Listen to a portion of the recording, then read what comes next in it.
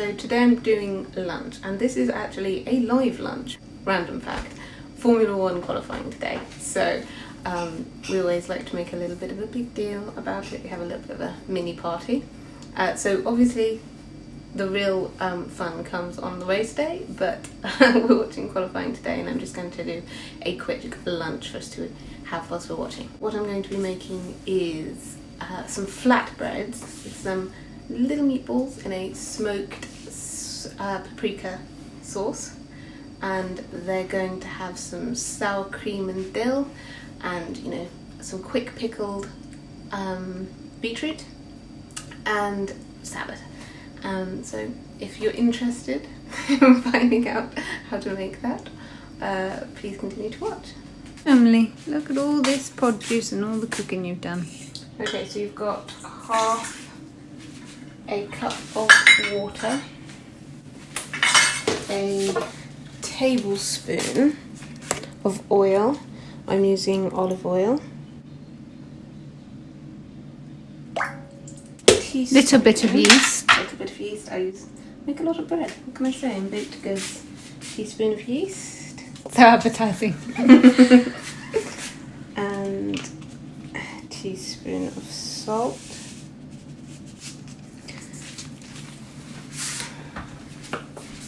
2 teaspoons of sugar.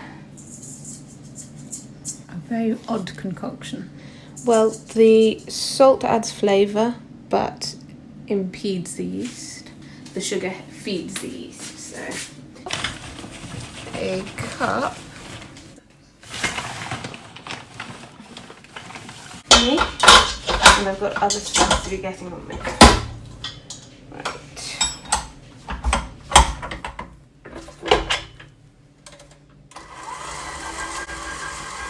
And that can be left alone. Chili jam you made earlier. Look at the clarity on that. I'm doing a beef version of this, and I'm going to be using beef burgers, but instead of having them as a burger, I like to break them up and make little baby meatballs with them. Which might sound crazy, but I think it looks cute. It's crazy, but who cares? So that's what I'm going to do. Now I've got about 3 burgers here, and it's going to go between 4 of us. So in the time it takes you to do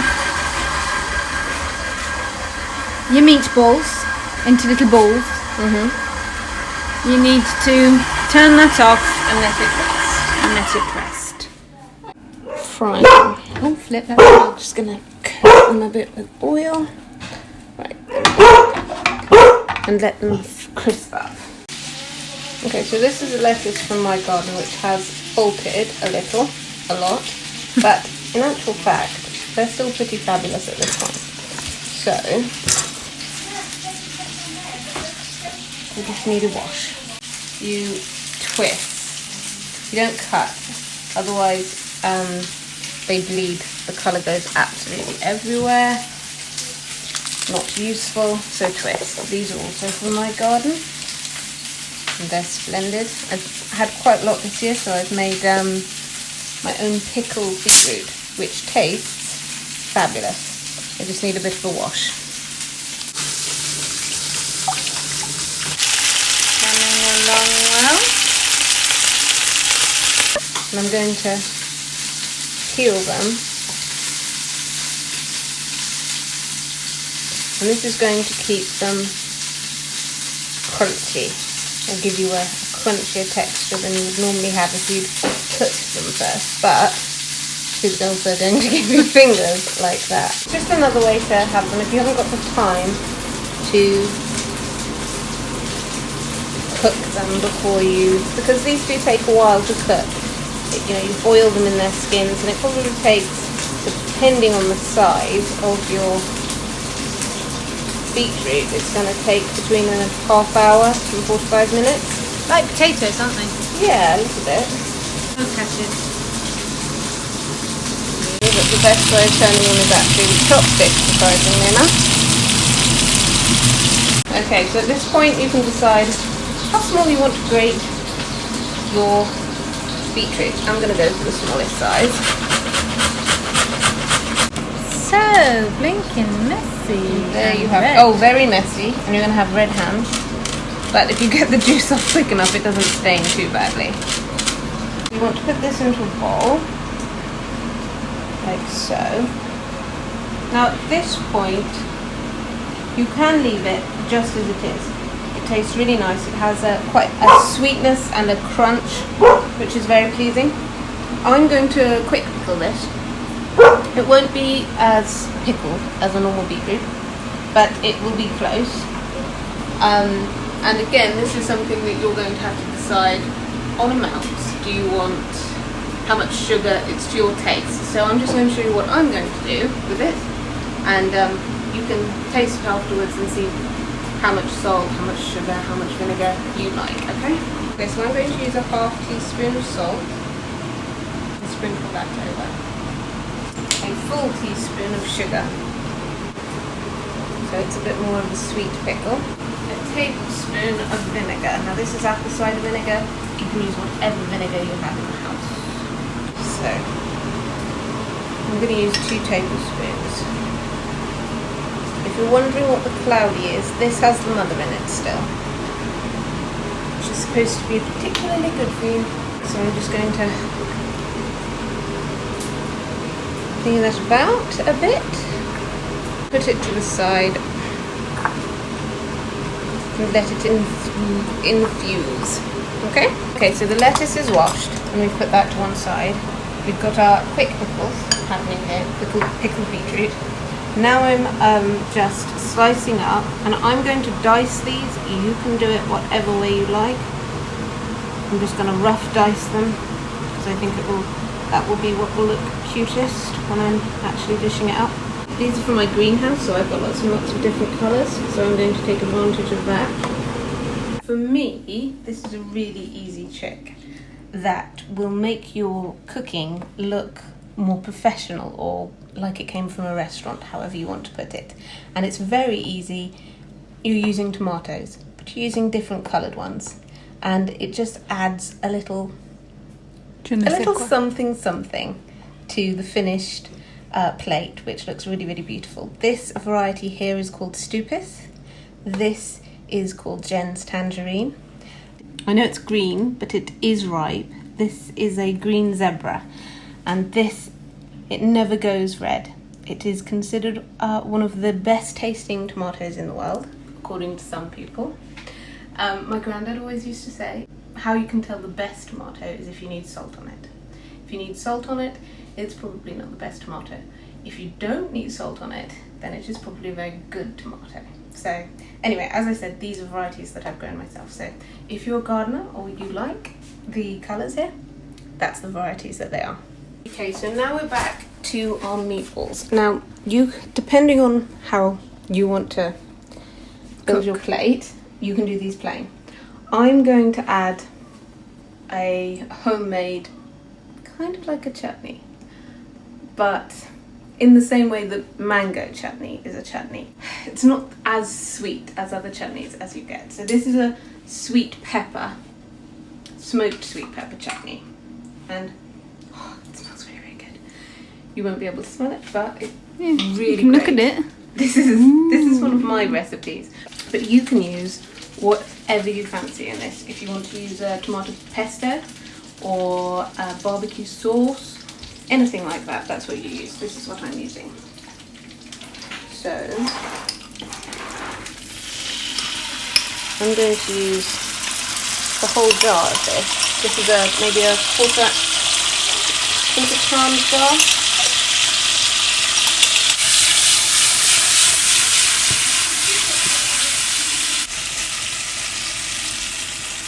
Stir, and then I can leave that to reduce back down to a more jammy consistency without having to worry about it.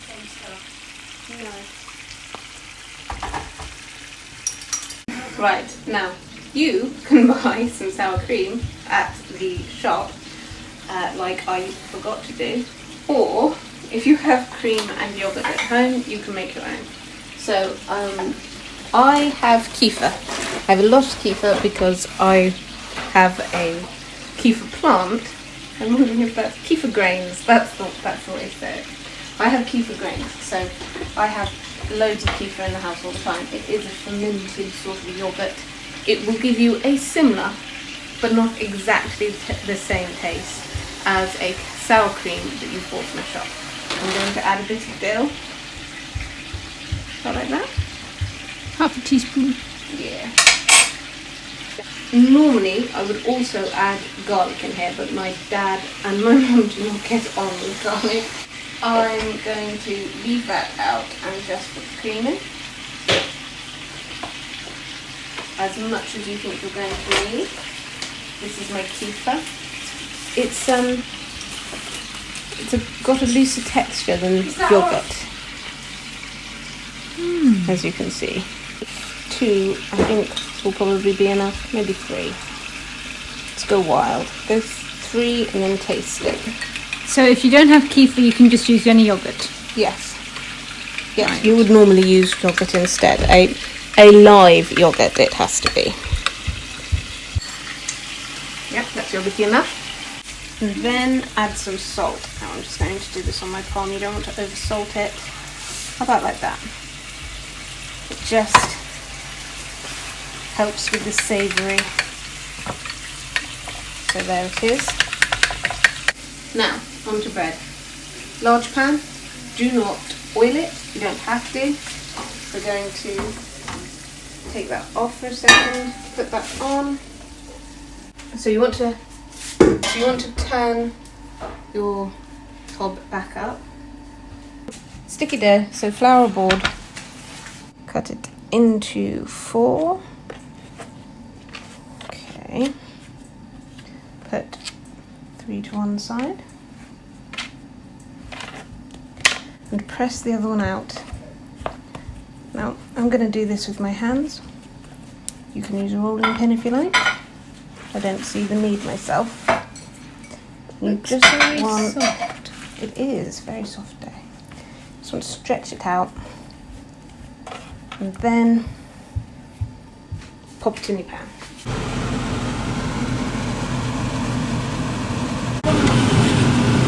How long's that? It's going to be about 2 minutes to each side. Now I want my sour cream quite thick, so I'm just going to whisk it up until it's nice and thick and will sit on top of the flatbread without dripping all over the place.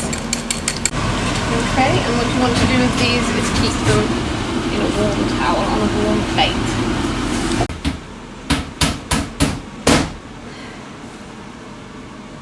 Okay, so you can obviously assemble these exactly how you want to, but this is how I'm going to assemble mine.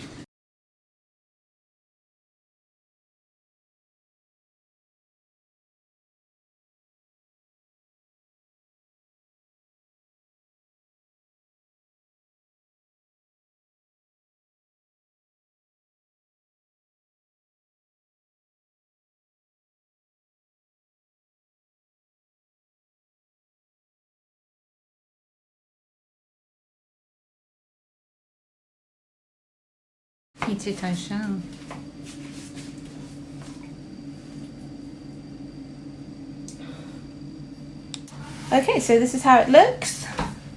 Hopefully you think it looks as delicious as I do. The great thing about these is that this is one way that you can have them, but there are plenty of others. And also, it makes a good lunch food, but it's also a good breakfast food. For instance, sour cream and smoked salmon, you know, the very thinly sliced stuff, would be really, really nice on this. Maybe an egg. Think about it. The options are endless. In any case, I hope that you enjoyed watching. I hope that you try it. Thank you very much for watching.